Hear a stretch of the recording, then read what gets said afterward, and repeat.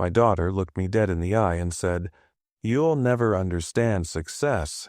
She said it with a smirk, the kind that cuts deeper than any insult.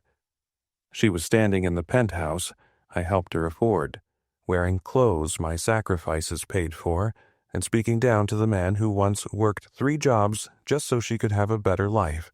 But I didn't yell, I didn't argue, I didn't even flinch. I just smiled and walked out the door.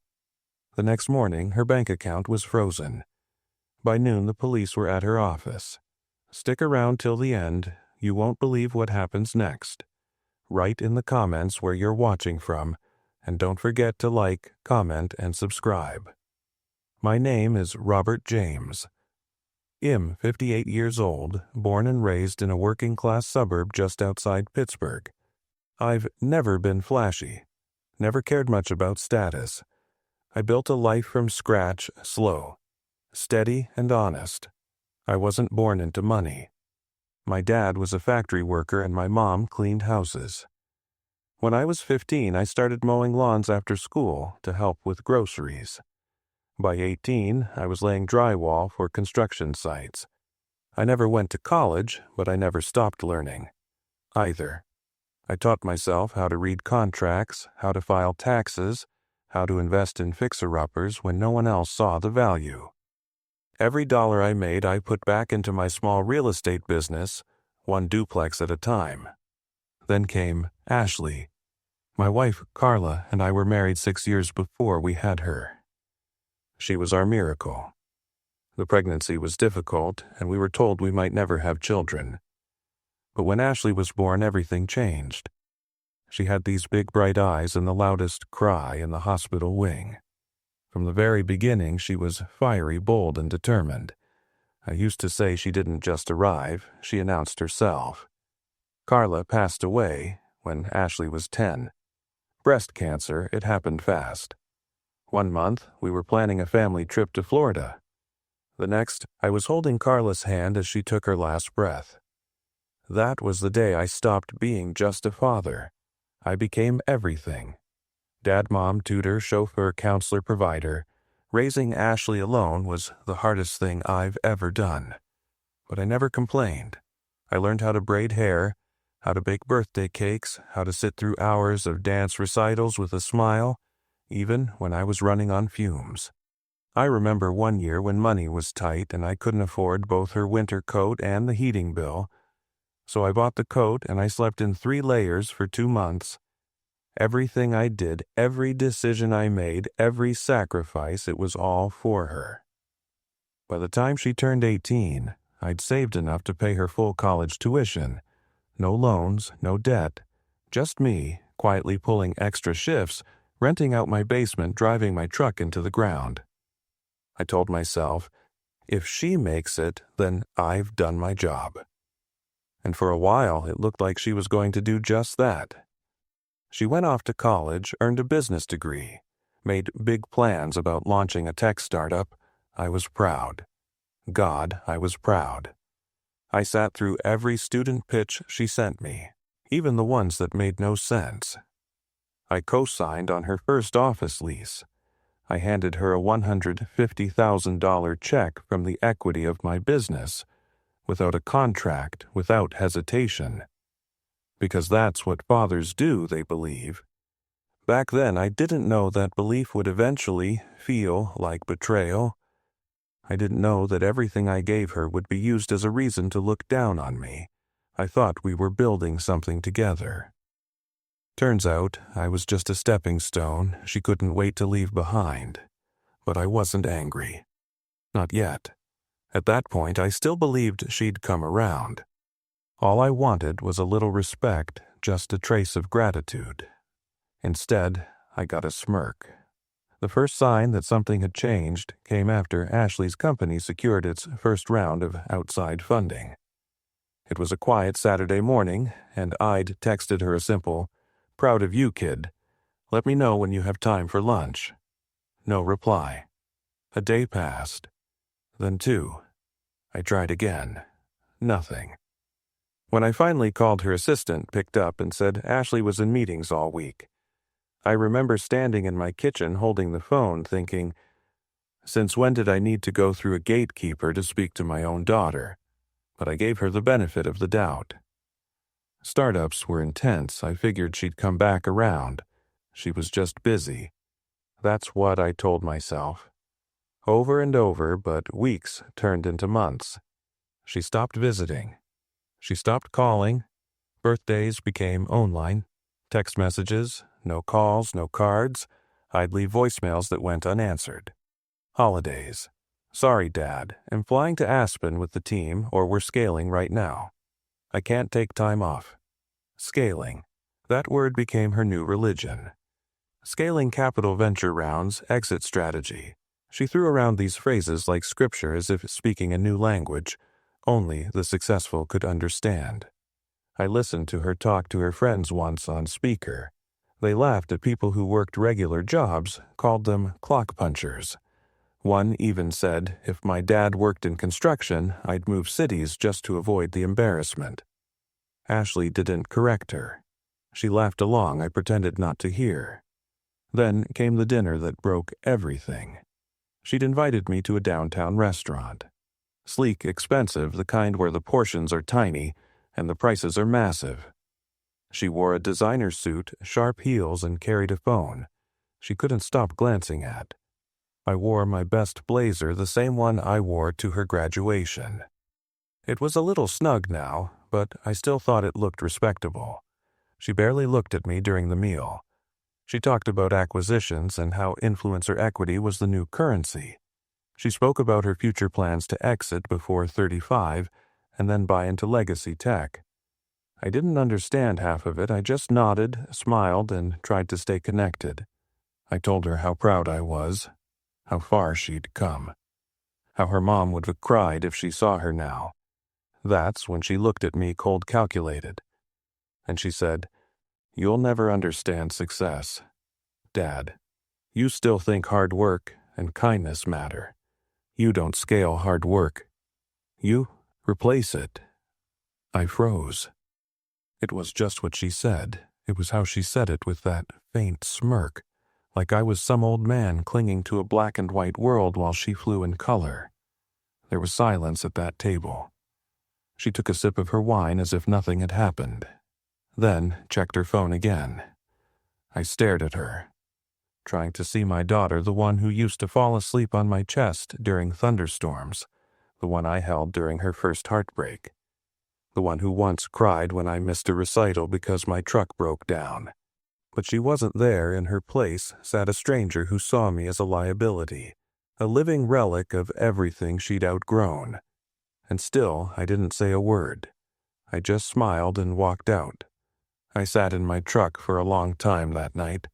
I didn't drive. I didn't move. I just sat there in the parking lot, gripping the steering wheel like it was the only thing holding me together. It was funny. For years, I dreamed of seeing Ashley thrive. And now that she had it, felt like I'd lost her completely. Her words echoed in my head. "You'll never understand success." I turned the key in the ignition, then turned it back off. And in that quiet, painful stillness, memories started pouring in like a flood. I remembered the first night Carla and I brought Ashley home from the hospital. She was this tiny wrinkled thing wrapped in a yellow blanket. I was terrified to hold her. My hands felt too rough, too big. But Carla placed her in my arms and said, "She already knows you. Don't worry." I remembered the time Ashley had pneumonia at 4. I slept on the hard floor next to her hospital bed for 3 straight nights, reading the same book over and over because she wouldn't fall asleep without it. I remembered 5th grade when she got bullied for wearing thrift store shoes. That night, I sold one of my best power tools just to buy her a brand new pair of sneakers. Not because she needed them, but because I didn't want her to feel small. Not even for a second, I remembered how I canceled a $20,000 renovation contract because it would have kept me away from her high school graduation trip. I took out a personal loan to cover it, just so I could be there when she tossed her cap in the air. I remembered staying up till 3 a.m., helping her write her college essays, Googling, formatting rules. I didn't understand, just trying to make her applications shine. And I remembered the check. That one moment, I can never forget sitting across from her at the kitchen table, sliding a check for $150,000 across the table. It was every drop of liquidity I had, money I'd earned slowly, painfully, not from hedge funds or scaling ideas, but from sweating through drywall, crawling under houses and bargaining with tenants just to make rent. She cried when she saw it, said she'd make me proud, but now she spoke to me like I was an embarrassment, like I'd handed her a shovel instead of a gift. I never kept a record of the things I did for Ashley. That's not how love works. You don't itemize your heart. But that night alone in that truck, I realized something I hadn't wanted to face. She didn't forget those sacrifices. She just didn't value them, and that hurt more than anything. Because I never wanted anything from her. No repayment, no praise, not even acknowledgement. All I wanted was respect, a little warmth. Maybe a thank you every once in a while, something to show that everything I gave meant something. But she'd rewritten the story in her mind. In her version, she was the genius, the self-made visionary, the woman who built herself, and me, I was the outdated blueprint she discarded once the real architects showed up. I went home that night and stood in the hallway outside her old bedroom. The posters were gone. The shelves were empty, but the marks were still on the walls. Little pencil lines we used to draw to measure her height every year. I never painted over them. I leaned against the doorway, staring at the last one. 16 years old, 56. "I beat you, Dad," it said in her handwriting. My knees buckled a little. I didn't cry, but I felt something inside me fracture. A slow, quiet heartbreak, the kind that doesn't come from a moment, but from years of being slowly forgotten. The house was quiet that night. Too quiet. I sat in my recliner, the same one I'd had for 20 years, its arms worn smooth from long nights of baby bottles, bedtime stories, and solo dinners. A half-empty cup of coffee sat on the side table, long gone cold. The walls were filled with photos, not expensive frames or fancy edits, just snapshots of a life built brick by brick. Me holding Ashley on my shoulders at the county fair. Her 8th grade science award, prom night, where she looked like her mother. I stared at those pictures for what felt like hours, and that's when it hit me I was the only one still living in those memories. Ashley had moved on, not just physically, emotionally, mentally. She had closed the chapter, boxed it up, and shelved it in some dusty corner of her mind. To her, those years were sentimental clutter, outdated, irrelevant. But to me, they were everything. And suddenly, a strange calm settled over me. Not sadness, not bitterness, clarity. I wasn't angry at Ashley. I wasn't even shocked anymore. I'd raised her to be strong, independent, ambitious, and maybe in the process I'd forgotten to teach her something just as important: humility, gratitude, roots. And now she saw me as nothing but an old man stuck in the past. But here's what she didn't know. I wasn't stuck in the past. I was protecting her future quietly, patiently, and legally. You see, when Ashley asked me for that $150,000 investment to start her company, I didn't just write a check. I had my lawyer draft a basic funding agreement. Nothing aggressive, just a standard document that included a few protective clauses. At the time, she'd been excited. She signed without even reading, most of it too eager to impress her friends and secure the downtown office space. I'd tried to explain it to her. She waved it off. "Dad, I trust you." That was the last time she said that. But I remembered every word in that agreement. So did my attorney. It stated that I would hold minority ownership under my LLC, that it'd retain rights to suspend access to the business account in the event of misuse of funds, that I could initiate a hold on operations if she failed to provide financial transparency. Ashley never questioned it, never even asked to revisit the terms. because back then I was her safety net. Now I was her liability. That night, I pulled out the file from the lockbox in my bedroom closet. I hadn't looked at it in years. Still smelled faintly like the leather folder I used to carry around during my early contracting days.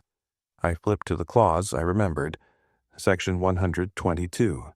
Contingency authority to initiate emergency freeze of assets in event of breach. She breached it the moment she started funneling business expenses through personal accounts. Luxury vacations under team bonding designer handbags as client gifts, and a $30,000 interior redesign of her apartment labeled as executive workspace. It was just disrespectful. It was stupid and dangerous. I took a deep breath, picked up my phone, called Martin, my lawyer of 20 years. "Is it enforceable?" I asked. He didn't even pause. Completely. "Do you want to move forward?" I didn't answer right away. I stared out the window at the driveway where Ashley once rode her bike in circles until she collapsed laughing. I wasn't doing this out of spite. I was doing this because sometimes the only way to teach someone to respect a foundation is to shake it. "Yes," I said quietly, "let's begin." The beauty of doing things the right way. The old school way is that when the moment comes to act, you don't need to scream. You don't need to threaten, post online, or throw tantrums. You just make a few phone calls and the world starts moving. That Monday morning, I sat at the same kitchen table where Ashley once did her homework, and I signed 3 documents Martin had emailed over a freeze on the primary business account, a trigger to initiate an internal audit of all expenses, and a notification to her bank that the parent LLC my company was exercising emergency financial oversight. Within 45 minutes, Ashley's company card was declined. Her assistant tried to transfer payroll funds. Denied, a back-end notification was triggered to her vendor portal, flagging all pending payments as suspended. And I said nothing. No warning. No fight. No drama. Because when you build something brick by brick, you know exactly where to pull to make the whole tower tremble. I turned my phone face down. I didn't need to see the calls. By noon, she had tried 3 times, once from her number, twice from a blocked one. I didn't pick up. I wanted her to sit in the silence. I wanted her to wonder. At 11:17 p.m., I got a text from her Ashley dad. "Something's wrong with the bank. Call me ASAP." I didn't respond. 20 minutes later, another Ashley. "Are you doing this?" Still, I said nothing. The truth is, I'd given her every opportunity to respect the foundation it built for her. I had been quiet, humble, generous. I had stayed in the background while she took the spotlight, but she had mistaken silence for weakness, and now she was going to learn the difference.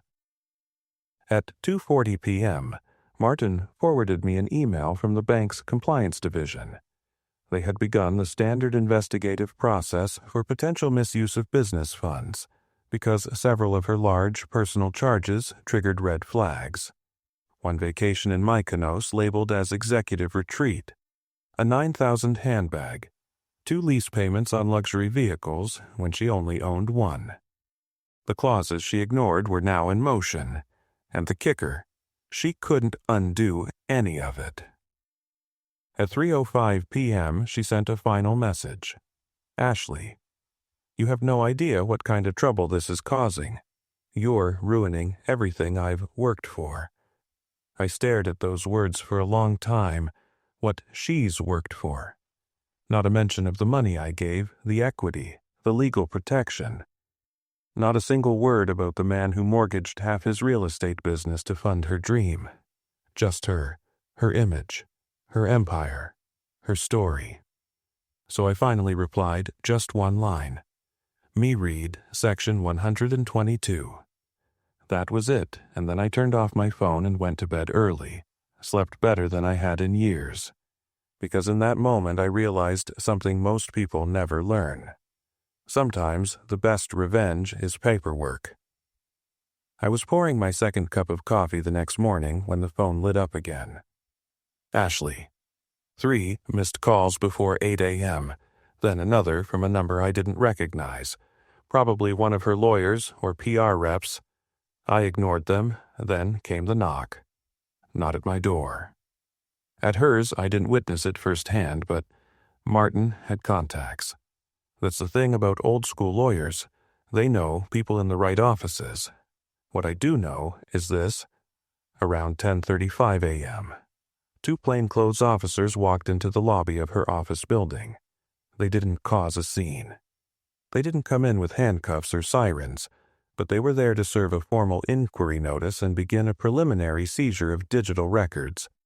Ashley's company had violated multiple compliance thresholds for financial reporting. Once the freeze hit her, investors panicked. One of them triggered a clause in their agreement requiring an independent audit. It wasn't personal, it was protocol. But to Ashley, it was a public nightmare. Imagine it, the girl who built her brand on empowerment, independence, and self-made success, now facing financial misconduct allegations, employees whispering, phones ringing, Slack messages flying like wildfire. Ashley stood there watching 2 officers quietly pull her laptop, watching her executive assistant get handed a file of flagged transactions, watching her empire built on bravado and borrowed money start to crack, not from the outside but from within. I heard later from one of her former co-founders who jumped ship fast that she went completely pale. Didn't speak for almost 5 minutes. Just stared at her screen. Then she asked the one question that proved how little she understood the world she thought she'd conquered. Can I just call my dad and have him undo this? Undo this. As if it were a password reset. As if all the lies, the arrogance, the disrespect could be walked back with a phone call. But this was about control. This was about consequences. By noon, the media had caught a whiff. Nothing viral yet, just a couple of industry blogs speculating why her company's website was down, why 3 key employees had suddenly gone on leave, why the founder unfollowed half her investor circle overnight. Ashley went dark online. No Instagram posts, no inspirational tweets, no podcast appearances. Silence. And through it all, I stayed still. I didn't call her, didn't gloat, didn't show up to check on her. I wasn't interested in watching her crumble. I wanted her to remember what the ground felt like, the same ground I spent decades building for her to stand on. But the real moment, the one that stuck with me, came later that evening. I got a message from her lawyer. Not a threat, not a cease and desist, just a polite, tight little line. Would you be open to a conversation with Ashley to discuss next steps? I didn't answer. Not because I wanted to be cruel, but because there were no next steps until she finally looked behind her and saw the wreckage for what it really was, not a sabotage, a wake-up call. The days that followed were eerily quiet. No more calls, no more texts, no emails. Ashley had vanished, not physically, but emotionally. The girl who once filled every room with noise ambition and ego had gone completely still. Her company's website went offline. The office was locked by the end of the week. And I heard from a friend at the Chamber of Commerce that Ashley had withdrawn from an upcoming tech conference where she was supposed to be the keynote speaker. For a while, I thought maybe she'd call, not to scream or defend herself, just to talk. But nothing came. And in that stillness I felt something I hadn't expected, grief. Not grief for her downfall, not grief for the company, but for the distance, the space between who she used to be and who she had become. I sat in her childhood room that Sunday afternoon. The sun poured in through the blinds, dust catching in the light. Her old dance trophies lined the shelf above her bed. A worn-out teddy bear leaned against the corner, the same one she clung to after Carla's funeral. The air still held the faintest trace of lavender. Her favorite scent when she was little. I didn't cry, I just sat there. Remembering the girl who used to run into my arms after school, who'd ask me to braid her hair, even though I was terrible at it. who once taped a handmade World's Best Dad certificate to the refrigerator, laminated in packing tape and covered in glitter. That little girl would have never looked at me and said, "You'll never understand success." That little girl knew what success looked like. It looked like late nights working 2 jobs. It looked like cold coffee, sore knees, and a smile that never broke even when the world did. It looked like love in its rawest form, unpaid, unseen, and unconditional. And now she was gone. Not because I lost her, but because somewhere along the way she let go of the rope. I wanted to believe this was just a phase, that she'd come back around. That one day she'd knock on my door and say, "I messed up. I see it now." But the silence made me doubt it. Was I too harsh? Should I have warned her before pulling the plug? Was there a version of this where we could both come out whole? Those questions played on repeat in my mind. And even though I knew the answer, that I'd done the only thing left to do, it didn't make it any easier. Because being a father doesn't end when your kid becomes an adult. And it sure as hell doesn't end when they betray you. You still love them. You still hope for them. You still wait, even when they don't deserve it. That week, I didn't speak to anyone. Didn't go out. Didn't even open the shop. I just waited for something, for anything. And then 7 days after everything fell apart, I opened my mailbox and found it. A letter. No return address. No email. No text. Just a folded envelope with my name written in her handwriting. Messy and rushed, like she couldn't get it out fast enough. My hands shook a little as I opened it. Because deep down I already knew. It was her. I sat down at the kitchen table with the letter in my hands. It had no logo, no signature, no fancy stationery, just a plain white envelope folded unevenly, like it had been stuffed quickly into a coat pocket. I stared at my name written on the front. It was shaky, not like her usual confident, polished cursive. This was rushed, raw human. I opened it slowly, afraid of what it might say. Inside were just 2 pages handwritten in blue ink. I unfolded the first page, took a deep breath, and began reading. "Dad, I don't know how to start this, and I don't think I deserve to be writing it. But here I am, the day you walked out of that restaurant. I thought you were weak. I thought I'd won some imaginary argument about what success looks like. But the truth is I lost something that day, and I didn't even realize it, until everything came crashing down. You didn't yell. You didn't fight. You didn't even raise your voice. You just looked at me.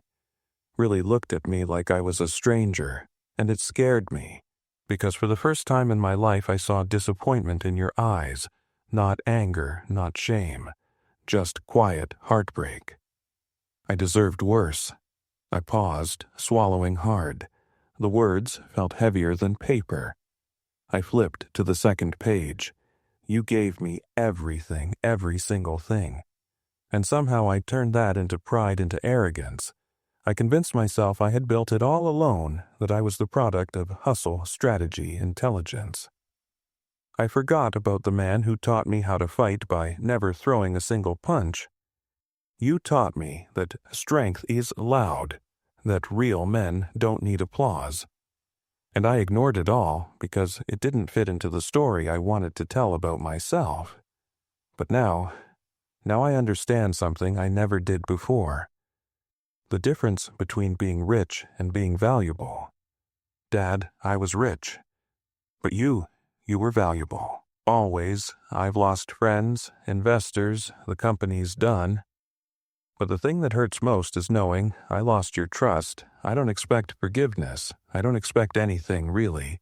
I just wanted you to hear it from me. Not through lawyers, not through news, not through silence. I see it now. All of it. And I'm sorry. Ash, I sat there for a long time, the letter in my lap, the late afternoon light stretching across the kitchen floor. It was dramatic. No cinematic music playing in the background. Just me alone with the weight of every memory. Every sacrifice, every sleepless night finally recognized, finally seen, she'd written it by hand that mattered. She didn't text, didn't send an assistant, didn't hide behind PR. This was her. Finally, it was her. No CEO mask, no arrogance, just my daughter, the same little girl who once whispered, "Don't let go," when I taught her how to ride a bike. And for the first time in years, I felt hope. Not because she apologized, but because she finally understood. I kept the letter, folded it neatly, placed it in the top drawer of my desk, the same drawer where I keep my wife's last Mother's Day card and Ashley's first crayon drawing. That said, my dad is the strongest. It didn't erase everything that had happened. It didn't fix the years of silence or the sting of those words in the restaurant. But it was a start. That night, I sat alone in my shop, not to work, just to think. The smell of sawdust and motor oil clung to the air, same as it always had. My tools were lined up neatly, not because I use them often these days, but because I still respected them. Each one told a story. Every scratch, every worn handle, every blade dulled from years of cutting and building. They were chapters in a book no one ever read, but I lived every page, and that's when it hit me I didn't fail. She had, but not in the way most people think. Not in business or branding or public image.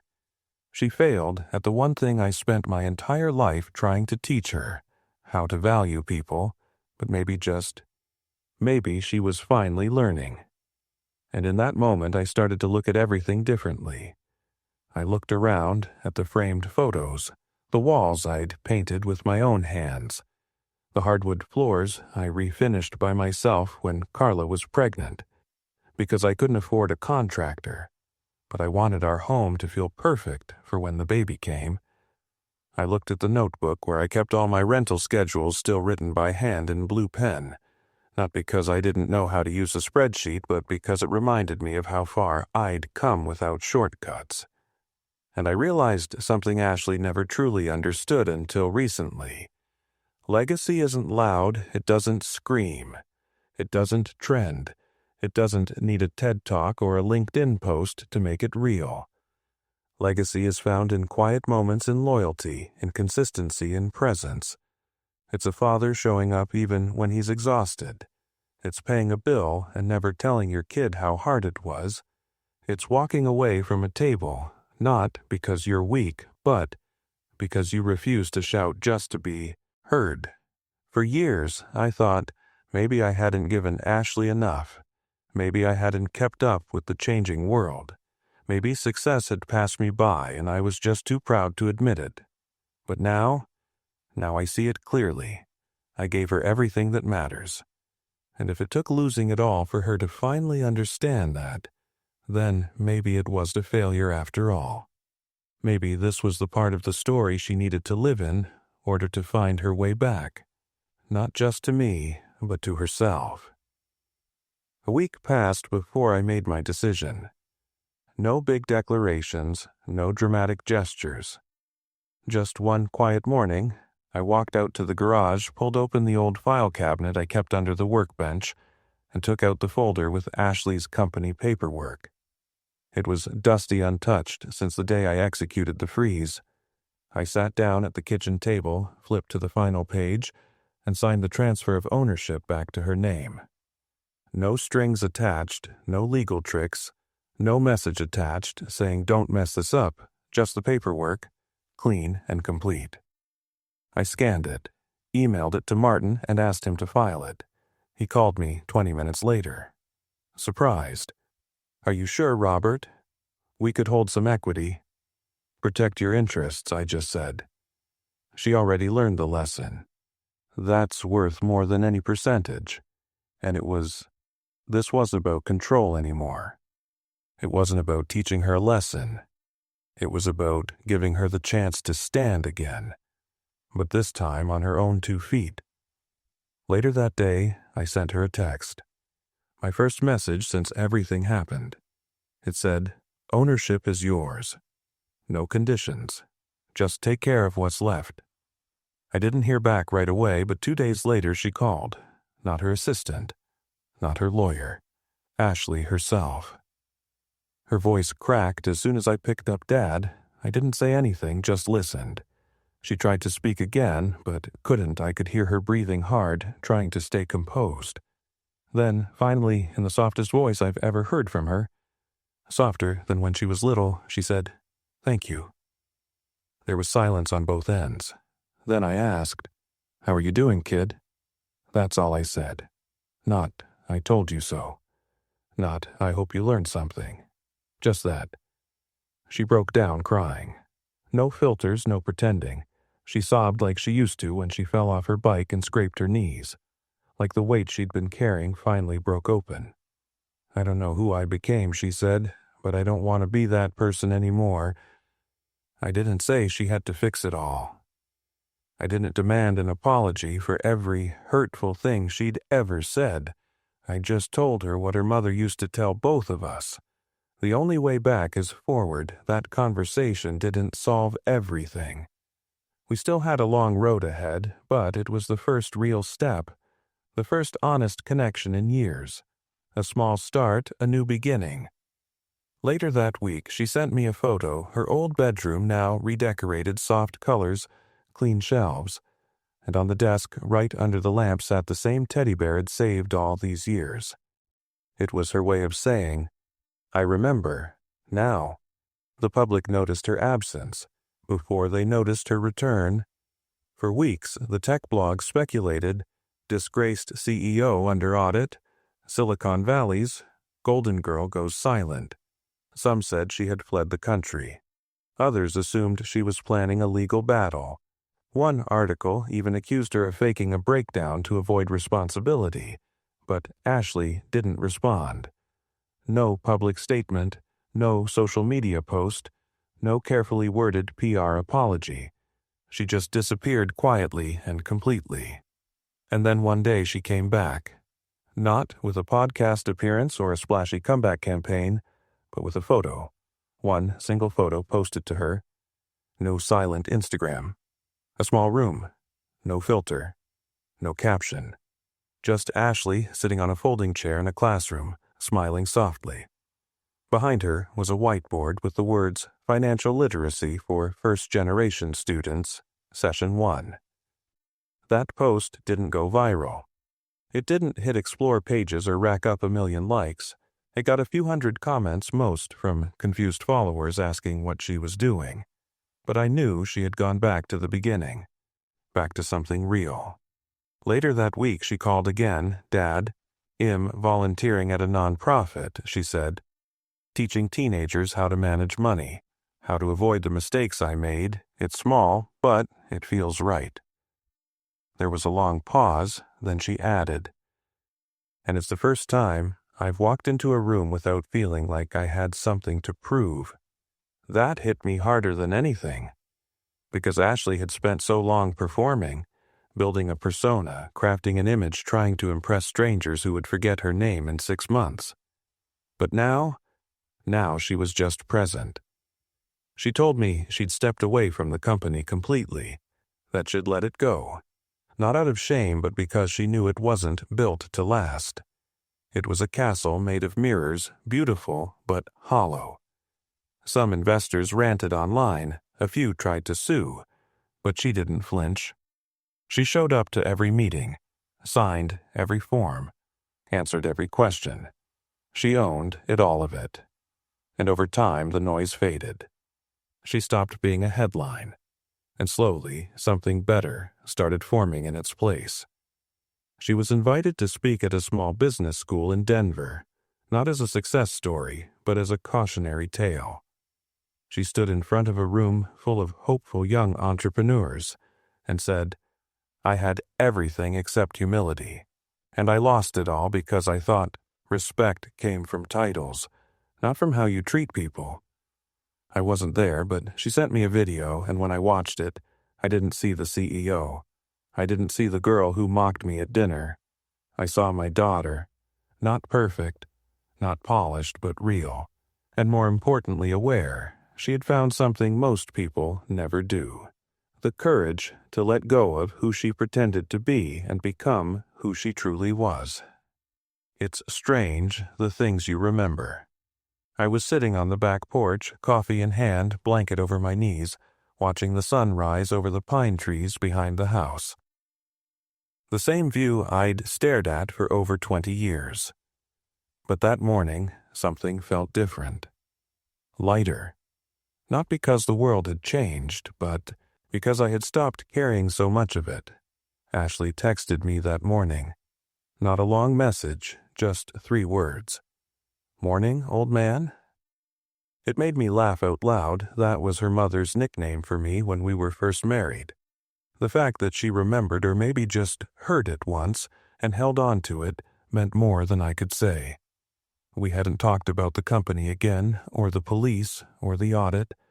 Not because we were avoiding it, but because we had nothing left to debate. The damage had been done.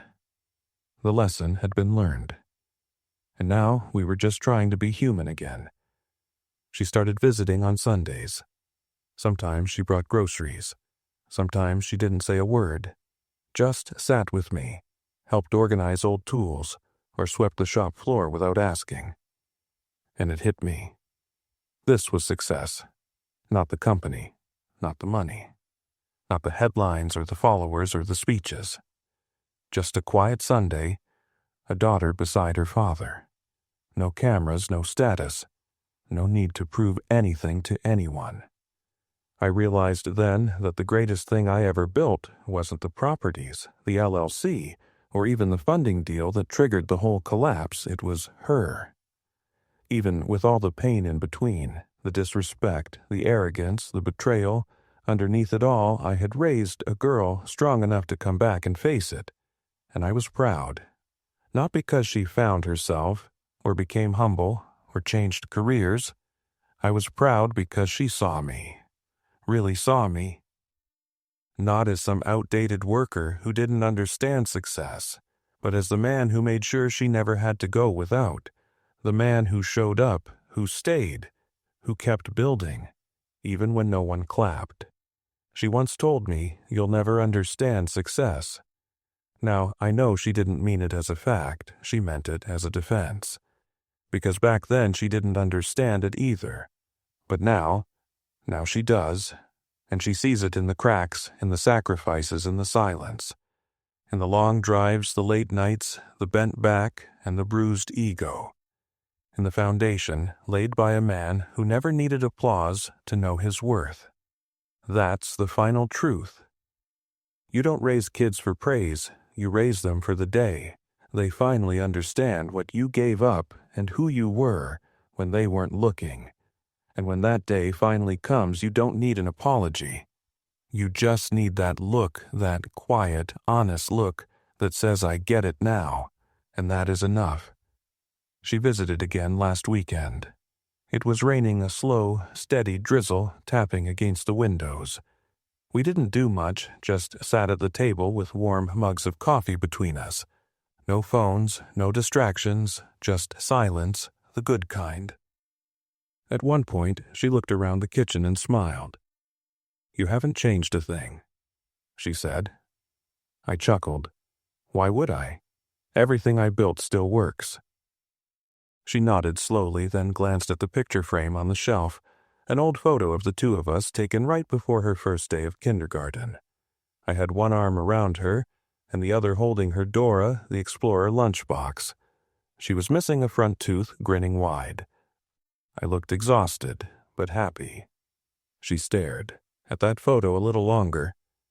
Then she said quietly, "I used to think I made it without you. But now I know. I was standing on your shoulders the whole time. I didn't say anything back. I didn't need to because that was it. That was the moment.